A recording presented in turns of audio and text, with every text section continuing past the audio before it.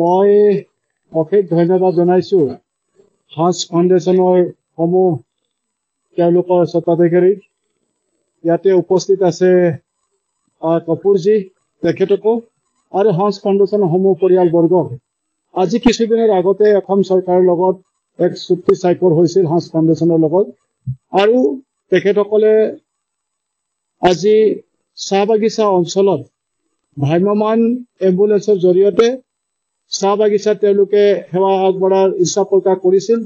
আৰু মাননীয় মুখ্যমন্ত্ৰী ডক্টৰ হেমন্ত বিশ্ব শৰ্মা ডাঙৰীয়াৰ অনুৰোধ মৰ্মে আমি আমাৰ প্ৰিন্সিপাল ছেক্ৰেটাৰী বি কল্যাণজী মই আমি এই কাৰ্যসূচী আগবঢ়াইছিলো আৰু তাৰে আজি এক সফল ৰূপ আমি দেখিবলৈ পাইছো আজি তিনিচুকীয়া জিলাত 12খন ডিব্ৰুগড় জিলাত 12খন প্ৰথম পৰ্যায়ত তেওঁলোকে এই ভ্ৰাম্যমান এম্বুলেন্স আগবঢ়াইছে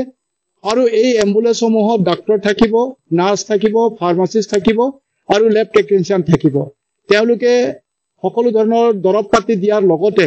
তেওঁলোকে চিকিৎসাৰ ব্যৱস্থা কৰিব আৰু প্ৰায় 40টা বিভিন্ন ধৰণৰ ৰোগৰ বাবে তেওঁলোকে তাতে পৰীক্ষাগাৰ আছে তাতে তেওঁলোকে পৰীক্ষা কৰিব তো গতিকে আমি দৃঢ় বিশ্বাসী যে এই এনে ধৰণৰ দায়িত্ব পালন কৰিছে হাঁস ফাউণ্ডেশ্যনে আৰু ইয়াৰ পৰা যথেষ্ট লোক ইয়াৰ পৰা উপকৃত হ'ব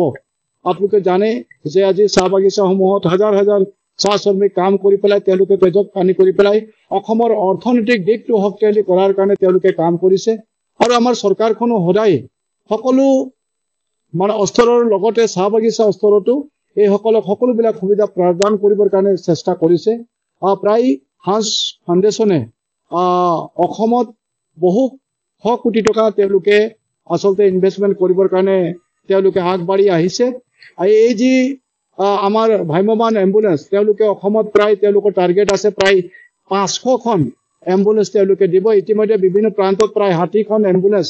তেওঁলোকৰ চলি আছে আৰু এই এম্বুলেন্স বৃদ্ধি হৈ পেলাই প্ৰায় 500তকৈ অধিক হ'ব তো গতিকে তেওঁলোকে প্ৰায় 300 কোটিতকৈ অধিক টকা ইয়াৰ কাৰণে তেওঁলোকে বহন কৰিব মই পুনৰবাৰ আশা কৰিছো যে সকলোৰে সহায় সহযোগিতা হলে আমি নিশ্চিতভাৱে এই যে আমাৰ উদ্দেশ্য ইয়াক সফলভাৱে ৰূপায়িত কৰিবৰ কাৰণে সক্ষম হ'ম আৰু ইয়াৰ পৰা হাজাৰ হাজাৰ শ্ৰমিক উপকৃত হ'ব